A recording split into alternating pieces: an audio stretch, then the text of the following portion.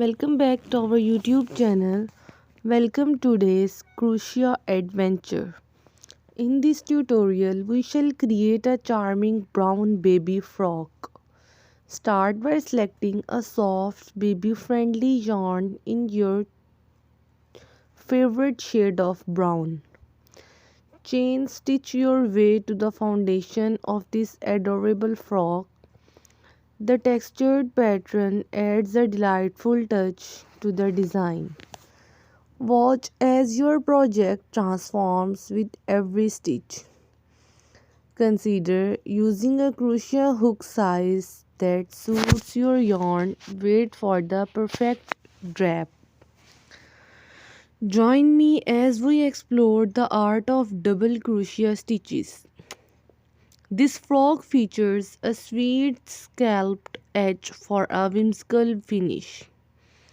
Feel free to customize the length to match your preferences. Stitch by stitch, witness the frock taking shape before your eyes. Let's discuss color change to add playful elements to your creation. If you are a beginner, fear not, we shall break down each step together. Create a magical ensemble with buttons or bows as embellishments. Learn to weave in ends seamlessly for a polished final product.